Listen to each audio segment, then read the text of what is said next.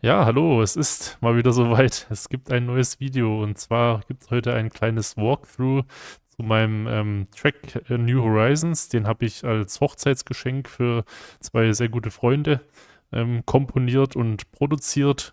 Und ich dachte mir, es wäre vielleicht mal von Interesse auch für neue Komponisten und Leute, die vielleicht sich mit dem Thema im Detail mehr auseinandersetzen wollen, wie man denn an so eine Erstellung von so einem Track rangehen kann oder wie ich da jetzt rangegangen bin, um da vielleicht auch dem einen oder anderen dann Inspiration dann auch zu liefern.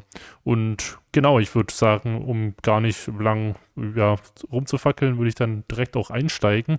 Vielleicht noch als kleiner Hinweis zu Beginn, ist ja doch ein relativ langer Track von etwa 5 Minuten und deshalb werde ich den auch in den 3 Teile hier jetzt einteilen. Also wir gucken uns erstmal das Intro an und dann den Mittelteil und dann zum Schluss als dritten Teil dann eben das große Finale. Und das wird es eben in den kommenden Wochen dann eben geben. Genau, aber wie gesagt, starten wir direkt rein und tun uns erstmal diesen ersten Teil an, den wir jetzt uns heute zusammen angucken werden.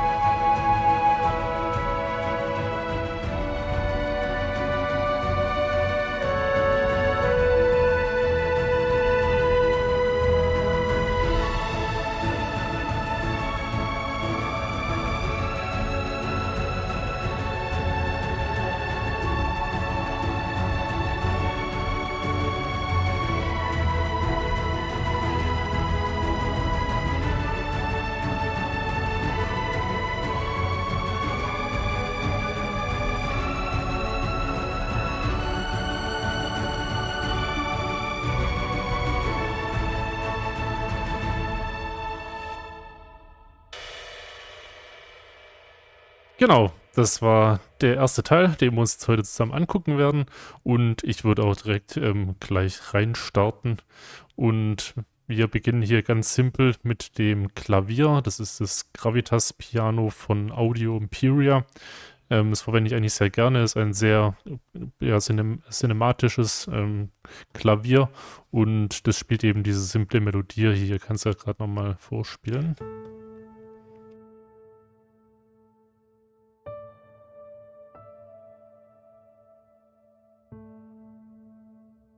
Genau, das eben zu Beginn und ab Takt 30 werden dann eben hier auch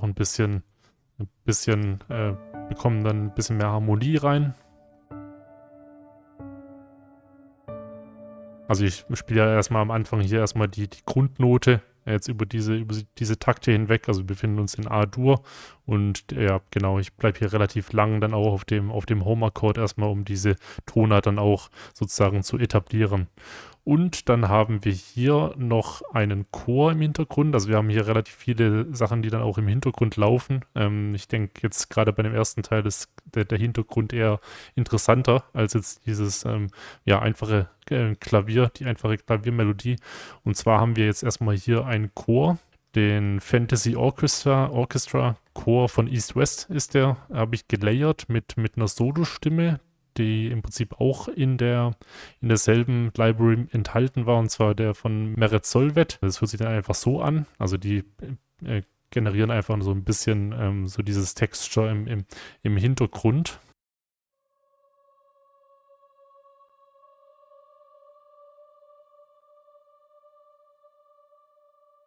Genau, das ist das.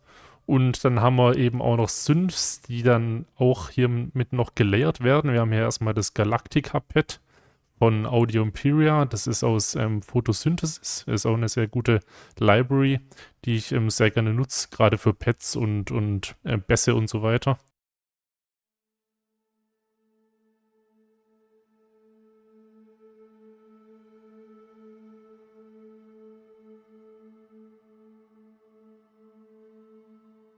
Da kann man auch sehen, ich habe hier unten ein bisschen automatisiert, einfach um ein bisschen mehr Interest noch reinzubringen. Und ja, das verändert sich halt hier in der Modulation. Also da verändert sich dann ja, die Textur ein wenig bei dem Pad und es wird auch eben dementsprechend ein bisschen lauter.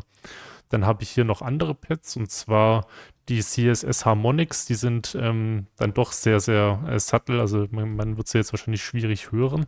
Ich spiele sie einfach mal gerade.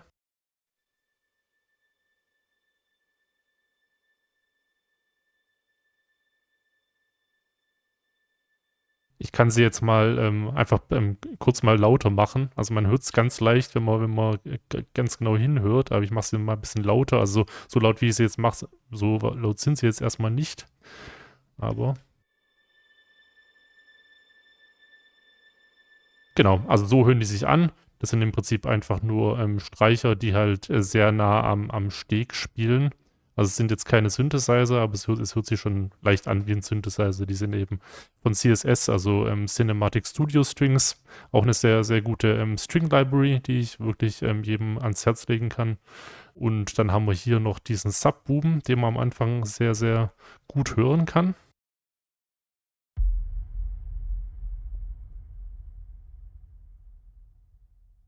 So, der ist aus Nucleus, also der Library Nucleus.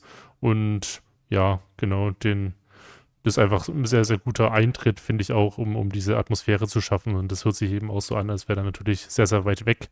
Und das passt sehr gut am Anfang. Dann haben wir hier noch eine Drohne, also die ist noch schwieriger zu hören, glaube ich, als die CSS Harmonics. Die habe ich reingemacht und hier auch noch mal ein bisschen automatisiert. Also die wird dann hier an der Stelle, kann man es jetzt hier sehen, da wird sie im Prinzip am lautesten. Und ich glaube, hier hört man sie auch am besten. Ich kann sie jetzt einfach mal spielen.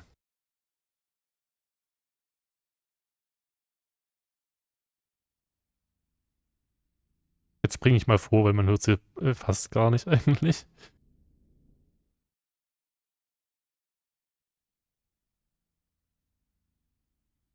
Okay, ja, es ist schon sehr, sehr schwierig zu hören. Also es schafft einfach so ein bisschen Texture im unteren Frequenzbereich. Also wir befinden uns da jetzt, glaube ich, bei etwa 200 Hertz, wo die so ein bisschen, ja, einfach bisschen Buddy dann eben auch liefert. Und ja, ich kann sie mal lauter machen, dann hört man es vielleicht besser. Also so laut ist sie dann natürlich nicht letztendlich, sondern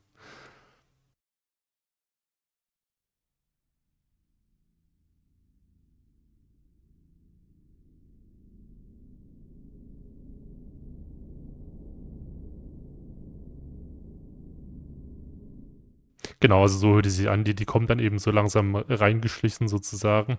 Und ja, wir waren jetzt gerade wo waren wir hier? Bei knapp 0 Dezibel und normal habe ich die halt auf minus 15 eingestellt. Deshalb, also man hört es sehr, sehr leicht. Aber ich finde, das hat dann nochmal ein bisschen mehr Persönlichkeit dann auch verliehen. Und deshalb habe ich sie dann auch drin gelassen. Hat mir dann auch besser gefallen. Auch wenn man sie jetzt sehr, sehr schwierig hören kann. Also ich habe dann doch einen kleinen Unterschied gespürt auf jeden Fall. Dann haben wir hier noch diesen Atemstoß am Anfang von Eddie Voice of Wind von der Library.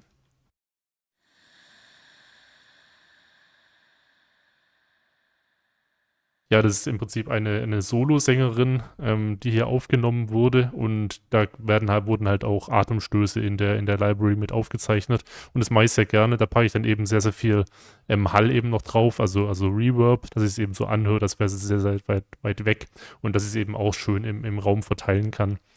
Ja, das finde ich immer sehr, sehr schön. Das ist einfach sehr, sehr angenehm auch. Und dann singt sie dann nachher auch noch eine sehr einfache Melodie. Das hört man, glaube ich, leicht. Ja, es ist ein bisschen unrealistisch hier an der Stelle tatsächlich, aber Das war mir in dem Moment egal, weil ich sie auch eher so als Pet gesehen habe im Hintergrund und weniger als Solosängerin. Also singt hier eine sehr, sehr lange Note. Ich glaube nicht, dass ja, Solosänger da so lange Noten halten können und da habe ich jetzt auch nicht großartig Atempausen eingebaut.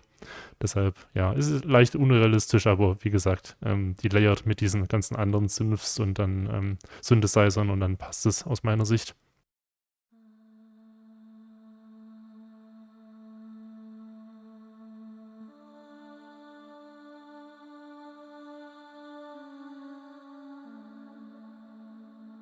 So, genau, das ist das und da habe ich auch leicht automatisiert, dass er hier an der Stelle ein bisschen lauter wird.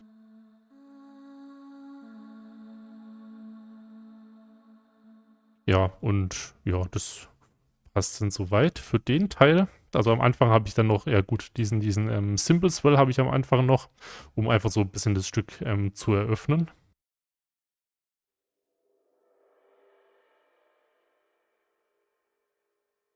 Ja, der ist aus Damage 2 ist der und ja, man hört es, er ist auch schon relativ weit im Raum dann auch zurückgesetzt. Das kann man bei dieser Library auch sehr, sehr gut machen. Also Damage 2, da hören wir dann nachher noch ein bisschen mehr davon. Und die haben auch sehr, sehr gute Trommeln, die wir, wie gesagt, im Anschluss jetzt gleich hören werden. Und dann würde ich auch sagen, gehen wir direkt weiter, weil das war jetzt eigentlich schon das Intro mit dem Klavier. Und dann können wir jetzt direkt in den, ja, sozusagen den Vorteil von dem Hauptteil dann springen.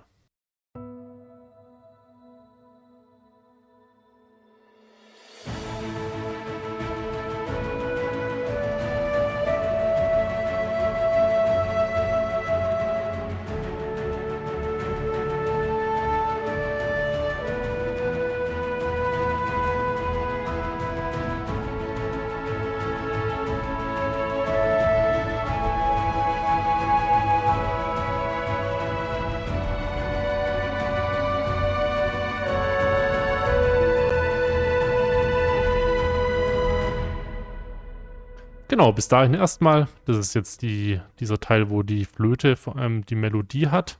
Und ja, ist eine relativ simple Melodie hier. Und das kann die Flöte, die ist jetzt aus Solo von Audio Imperia eben auch. Das klingt immer sehr, sehr schön. Das können wir jetzt einfach nochmal getrennt anhören.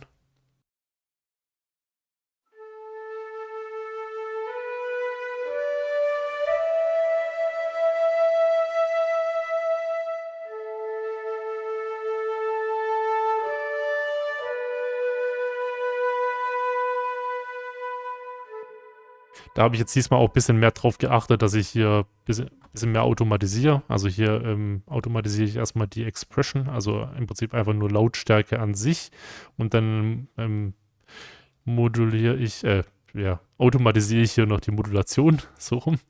Und genau da habe ich schon ein bisschen mehr gemacht, weil sie ist ja im Prinzip so, dass sie hier eine Phrase hat und hier habe ich dann auch eine Atempause eingebaut. Also das ist dann eben schön, da wollte ich es eben schon, dass es auch realistisch klingt. Hier haben wir eine kleine Atempause und da haben wir eine kleine Atempause, dass es eben wirklich auch so anhört, als wird jetzt dieser Solospieler mit der Flöte eben auch wirklich spielen und ja, es soll sich nicht dann nicht nach einem Synthesizer jetzt oder so anhören, sondern wie gesagt, es sollte realistisch sein. Und dann kommt eben im Anschluss hier auch diese Oboe rein, die dann mit der Flöte harmonisiert. Das hört sich dann so an. Können die Oboe erstmal so alleine hören.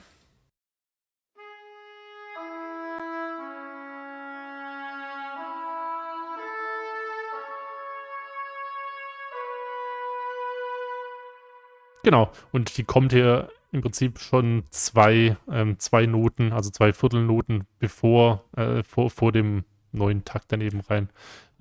Gut, das sind ja ganze Takte, also sie kommt im Prinzip zwei Takte rein, bevor man sie eigentlich erwarten würde. Also dass sie schleicht sich so ein bisschen rein. Also ihre Phrase geht ja erst wirklich ab hier Takt 65 dann auch los. Und ja, ich wollte einfach so, ja, dass er eben zwei Takte schon davor einsteigt, dass es nicht so abrupt ist, weil davor hatte ich sie auf Takt 65 hier und ich finde, da hat dann einfach irgendwas gefehlt, deshalb hatte ich da einfach dann eher einen kleinen Auftakt sozusagen gegeben, dass der Hörer dann darauf vorbereitet wird, dass jetzt hier ein neues Instrument einsteigt. Das zu den zwei Instrumenten und hier vielleicht noch eine kleine Anmerkung. Das hat man vorhin gesehen, da habe ich so einen kleinen Bump hier eingebaut in der Expression. Also da wird einfach nur die Lautstärke reduziert jetzt bei dieser einzelnen Note, weil ich die ohne diese Lautstärkenreduzierung dann ein bisschen zu krass fand. Und dementsprechend habe ich das dann hier einfach ein bisschen reduziert. Und dann hat es auch besser gepasst. Also es war dann nicht ganz so grell. Dann haben wir hier die CSS Harmonics, die machen einfach weiter, die spielen hier ein Pedal durch, sind jetzt ein bisschen lauter geworden, einfach das A, also wir befinden uns ja in A-Dur und die spielen hier einfach das A weiter durch, genauso wie das andere Pad, das Galactica-Pad, also spielt weiterhin die beiden Oktaven hier einfach durch. Das hört man auch noch kaum, aber es schafft einfach, wie gesagt, noch dieses Texture im Hintergrund. Und dann haben wir hier jetzt den anderen Chor, habe ich da dann verwendet. Der verwendet auch Syllables. Das ist der Stormchoir Ultimate von Stress of Sampling, heißt die Firma. Und der singt jetzt hier im Prinzip Syllables.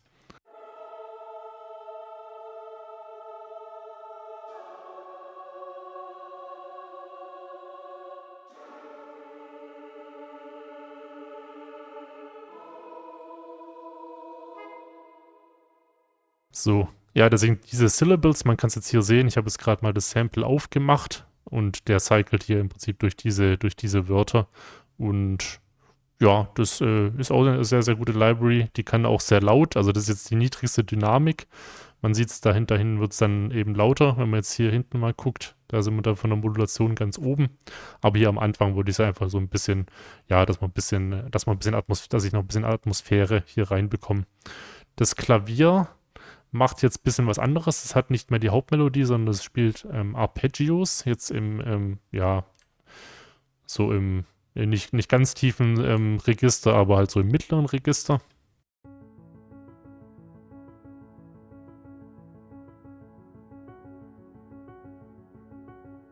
Genau, das ist das. Das geht einfach mit den Akkorden mit.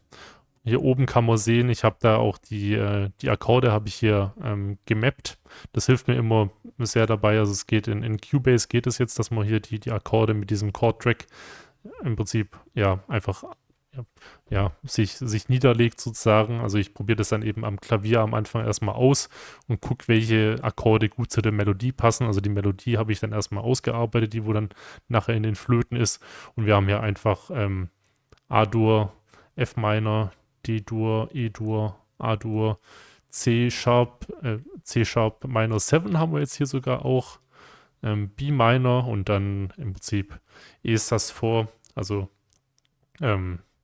und dann nach E und dann wieder zurück nach A, also auf den Home-Akkord. Und genau, da kommen wir ja dann nachher hin zu diesem Teil dann wieder. So.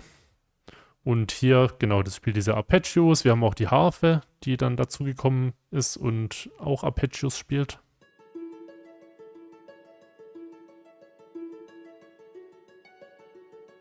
Genau, die spielt ein bisschen höher eben. Die spielt eine Oktave höher als das Klavier. Dann haben wir hier die Percussion von Damage 2, die jetzt eben auch dazukommt. Also die Trommeln.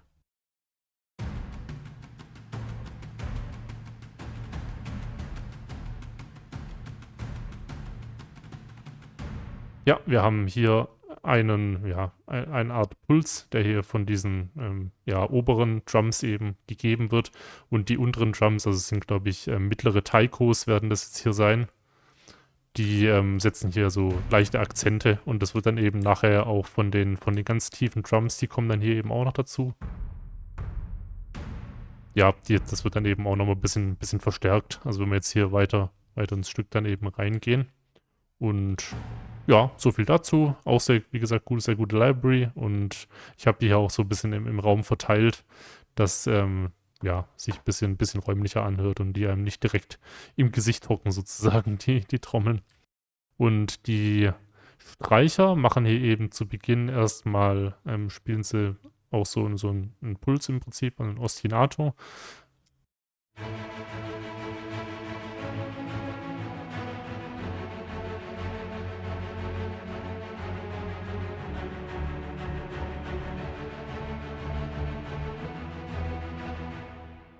Genau, so viel dazu. Also die oberen Streicher spielen ein bisschen schneller als die unteren. Also im unteren Register will man ja immer drauf, da muss man ja immer drauf achten, dass da nicht zu schnelle Noten gespielt werden, ähnlich wie bei der Percussion. Also sonst wird es halt sehr, sehr schnell auch dann eben muddy. Deshalb haben wir hier größere Abstände zwischen den einzelnen Noten als jetzt in dem oberen Register hier oben eben. Und normalerweise wird das dann ja hier eben von den Double Basses beziehungsweise Cellos gespielt. Das dann eben von den Violas und das kann dann eben auch von den Geigen oder auch Violas gespielt werden. In dem Fall habe ich es nicht extra aufgeteilt. Das ist ein Ensemble-Patch. Also ein Ensemble-Patch ist im Prinzip ein Patch, wo alle Instrumente mit inbegriffen sind. Also in einem Ensemble-Patch von den Strings, also von den Streichern wären jetzt eben erste Violin, zweite Violin, die Violas, die Celli und dann eben die Double Basses eben mit drin. Und je nachdem, in welches Register man die Noten dann eben setzt, ja, also dann wird es eben von einem anderen Instrument gespielt. Also wenn wir hier so oben spielen, da werden die Double Basses nicht hinkommen, deshalb das sind dann nur Violinen, die eben hier oben spielen. Und hier hatte ich noch, ja, das war so ein bisschen als Hilfe. Ich habe mich da ganz gern an der Melodie dann orientiert, wo die Melodie sich ja, bewegt. Und deshalb hatte ich hier noch die Melodie reingepackt. Also diese Noten, die werden nicht gespielt, sondern man sieht es, die sind auf Anschlagstärke 0, sondern das war eben nur für mich als kleine Orientierung, habe ich das noch mit drin gelassen. Das kann man eigentlich aber auch rauslöschen hier an der Stelle. Genau, und ich habe hier diese beiden Libraries eben gelayert. Also die Ensemble Shorts von CSS hören sich eben alleine so an.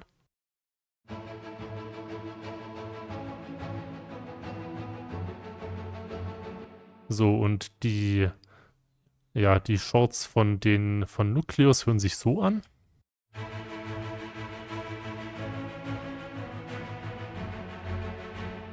Ja, also man hört schon den Unterschied. Bei Nucleus habe ich so das Gefühl, die sind halt nicht so, also die sind nicht so detailliert. Also man hat da relativ wenige Details dann eben auch drin.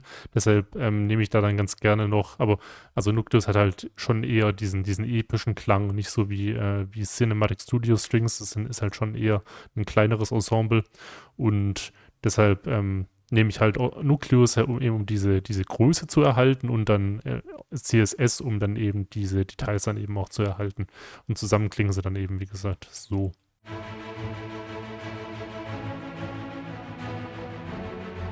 Ja, und es ist ein Klang, der mir sehr gut gefällt und damit kann ich auf jeden Fall arbeiten. So, genau, so viel zu dem Teil und dann können wir, denke ich, auch in den letzten Teil dann übergehen. Den spiele ich jetzt auch nochmal kurz vor.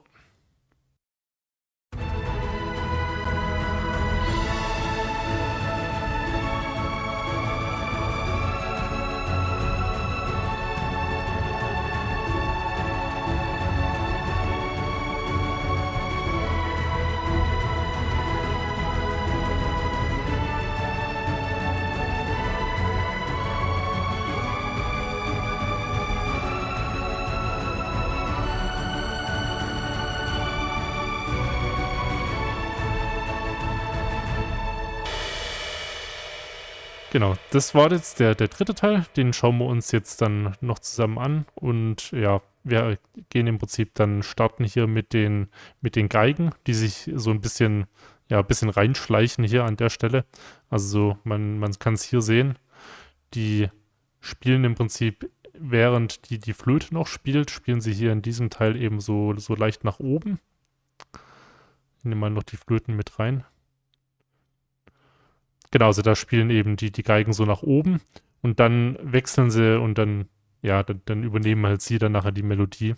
Das sieht jetzt zwar so aus, als würden sie eine Oktave nach unten gehen, ist aber an sich nicht so, weil, genau, sie spielen im Prinzip dann hier eben in 2 Oktaven.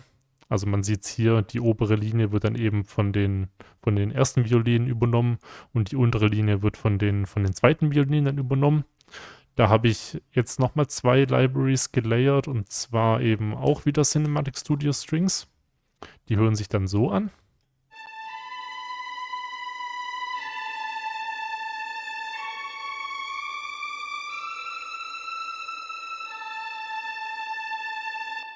Und dann habe ich auch noch Arc One dazu genommen.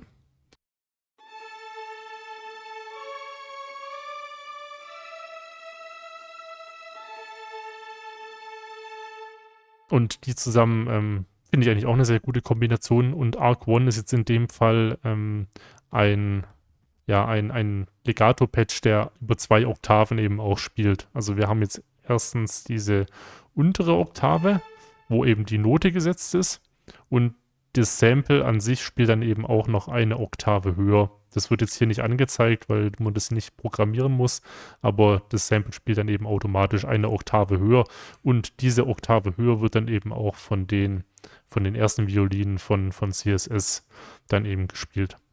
Genau. Und die spielen hier die Melodie. Man könnte es natürlich auch, man könnte zum Beispiel sagen, dass die zweiten Violinen hier die untere Oktave spielen und die ersten Violinen eben die obere Oktave. Deshalb hatte ich da jetzt die zweiten Violinen auch nicht nochmal extra programmiert. Und ja, die String-Ostinato, also die Streicher-Ostinato, die gehen jetzt hier gehen ja im Prinzip einfach nur weiter. Jetzt auch ein bisschen höher im Register tatsächlich, weil die Melodie ja auch bisschen weiter nach oben wandert. Deshalb habe ich ja ein bisschen mehr Platz hier in der Mitte, und ja, die stechen dann nicht so ins Auge. Also also die sind dann nicht so auffällig, weil natürlich die Melodie deutlich höher ist und die Melodie halt mehr Fokus auf sich zieht. Genau. So, dann haben wir hier noch die Woodwinds, die hier ja ihre Sachen machen. Also die spielen so ein bisschen im Hintergrund und ja, liefern einfach so ein bisschen Toncolor dann eben auch. Ich kann sie jetzt mal alleine spielen.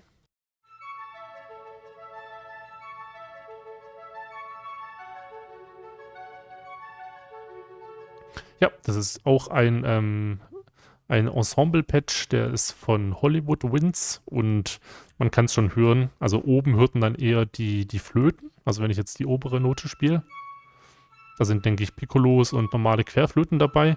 Und wenn es die unteren Noten gespielt werden, genau, das sind dann eher Oboen und Klarinetten, die man dann eben auch hört. Und wenn ich jetzt noch weiter nach unten gehen würde, dann würde man eben auch dann die Fagotte dann eben auch hören.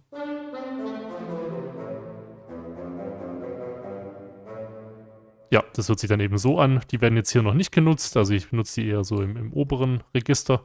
Und ja, das mache ich eigentlich sehr gerne. Also in dem Moment war es mir jetzt nicht unbedingt wichtig, welches Instrument konkret welche Note spielt. Und ja, deshalb habe ich dann einfach so ein Ensemble-Patch dann eben genommen. Und ja, das ist auch eine sehr, sehr schöne Library, die dann eben auch noch Tonal Rips im Prinzip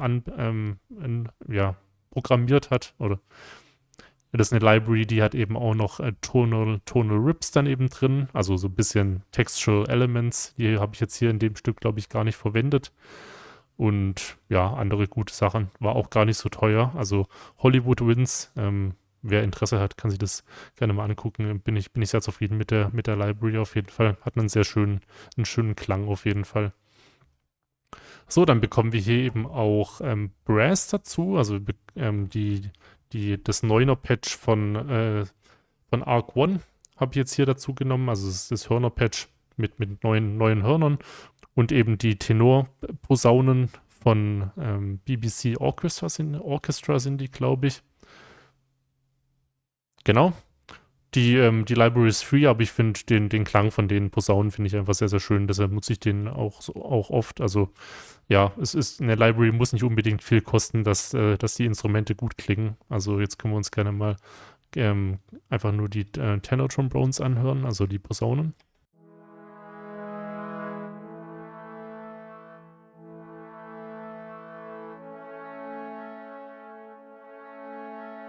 Genau, relativ unspektakulär. Also man hört sie jetzt, glaube ich, auch nicht im Vordergrund, sondern die schaffen einfach so ein bisschen, verschaffen dem Stück einfach so ein bisschen Body, also dass das Stück halt ja ein bisschen nicht in sich zusammenfällt und einfach ein bisschen mehr einen Körper bekommt.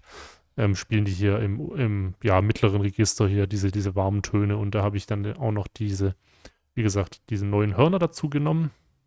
Die hören sich alleine so an.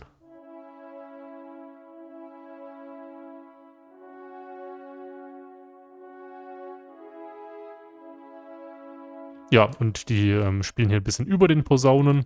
Und das liefert einfach sehr, sehr viel Wärme. Also ich kann mal gerade das Stück spielen ohne den Brass. Also spielen wir erstmal mit Brass.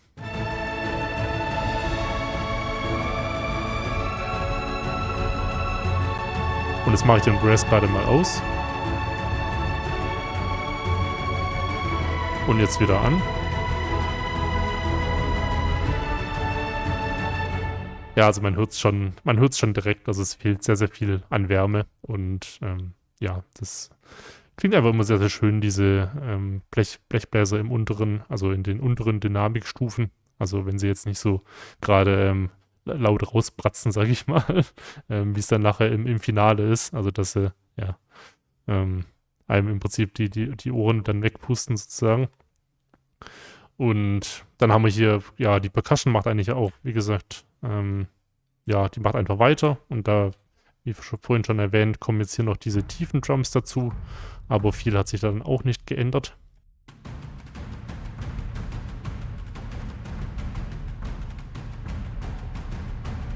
Ja, so viel dazu. Das passt auch soweit.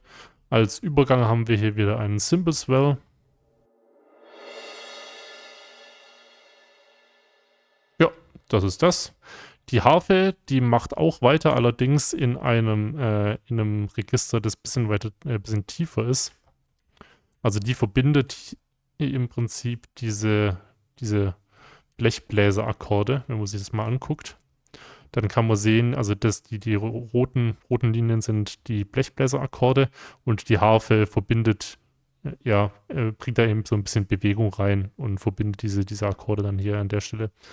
Die Technik, die hatte ich mal in einem YouTube-Video gesehen und das wollte ich einfach mal ausprobieren und es hat sich jetzt einfach, ja, fand ich sehr, sehr gut angehört und ja, ist eine gute Sache. Und dann haben wir hier noch die Celeste, die eben auch noch dazugekommen ist. Die hört man kaum, die layert eben mit den Woodwinds.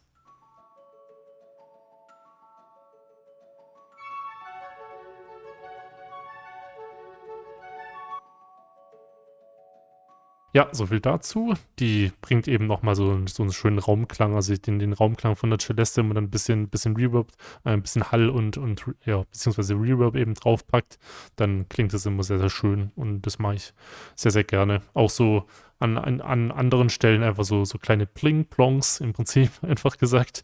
Ja, dann schafft es so eine sehr, sehr schöne Atmosphäre. Dann haben wir hier einen Mark Tree, der eben beim Übergang gespielt wird.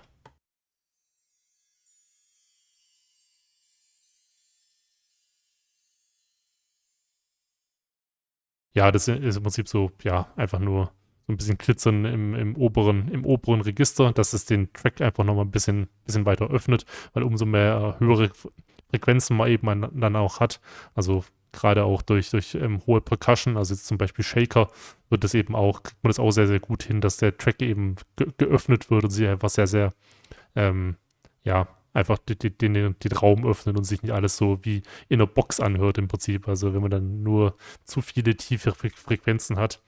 Und genau, das ist ja sehr, sehr gut für den Übergang. Mache ich auch dann sehr gerne. Später nutze ich ihn dann auch während den Passagen. Also jetzt nicht nur beim Übergang, aber das kommt dann in einem anderen Video.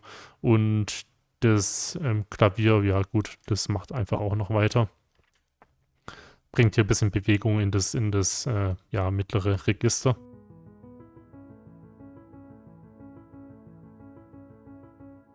Und ist halt alles sehr, sehr, sehr, sehr subtle. Also man hört es eben kaum, aber das schafft eben diese Atmosphäre. Also wenn ich da jetzt diese ganzen Hintergrundelemente eben rausnehmen würde, das wird man dann auch sofort hören. Deshalb, ja, die kleinen Details machen eben gerade den Unterschied. Und ja, das ist ja eigentlich auch das, worum es bei der Kunst geht, also so die kleinen Details dann eben zu schaffen, wo man sich dann eben auch ein bisschen, ja, von anderen dann abheben kann oder halt differenzieren kann dann eben auch.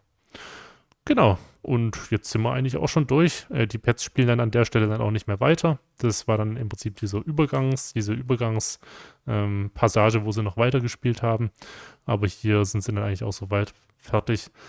Ich sehe gerade, den Chor haben wir uns noch nicht angeguckt. Der, ja, geht im Prinzip einfach auch wieder weiter nur mit den Akkorden mit und singt hier jetzt auch ein bisschen lauter. Also ich kann jetzt mal nur den Chor spielen.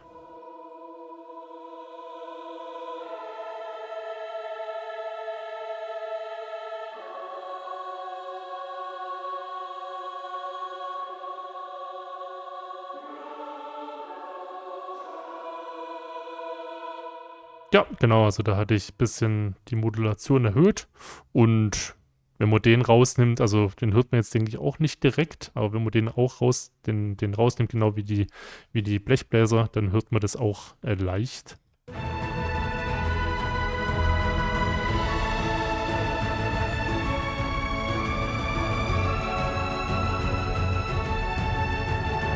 Und nochmal an. Okay, man hört es nicht nur leicht, man hört es schon sehr, sehr stark. Also da fehlt halt einfach irgendwas und ja, da wollte ich einfach ein bisschen mehr Atmosphäre schaffen. Und ja, wie gesagt, jetzt sind wir eigentlich schon durch und jetzt können wir uns das nochmal zusammen, also komplett nochmal anhören und dann würde ich euch dann auch, ja, sozusagen entlassen.